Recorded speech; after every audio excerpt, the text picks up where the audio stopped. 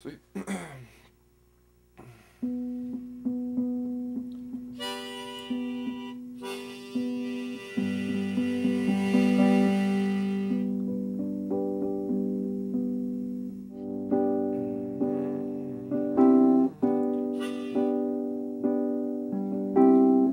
Came up to the water, put my feet into it,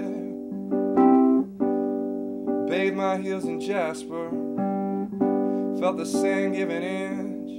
Aidan Knight is a musician based in Victoria, BC, and after a lifetime of music and a series of bands, Aidan's set to release his first album, Versicolor. Beginning of music for me, my mom signed me up for piano lessons when I was about 4 years old with Tony Bacon, and from there I had a career in music bands. I played violin for a year and trumpet for a few years through elementary school and into high school. When I was about 14 or 15, I think, I went up to New Ianch, which is in like the very, very top of BC. It's about 10 minutes outside of Alaska. A couple people had guitars. One of them was my friend Ben, and we're really good friends musically now, but when we first started out, it was like, you know, just like Bob Dylan songs and Sublime songs and, you know, back massages, stuff like that.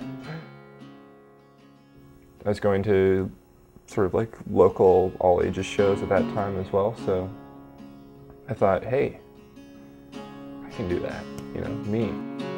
Was it something dangerous? Was it something marvelous? I don't get out that much. Need you to be in my eyes. Recording an album is never an easy task, and it took Aidan 2 years to complete Versicolor. Recorded Versicolor over 2 years, but it wasn't like I was recording it like every day or even every month. It was like whenever I could find bits of money to go over, and yeah, I mean, it wasn't even about money. It's about finding the time to go over and sort of like be in your creative mind. Aidan recorded the record with Vancouver producer Jonathan Anderson, who has worked with musicians such as In Medias Res and Great Aunt Ida. And John is just a super great guy to work with, because he doesn't mind, you know, being up at 10 or 11 at night making like noise loops with microphones on the floor and like sampling them and like resampling them and then looping them and putting them through amps and stuff.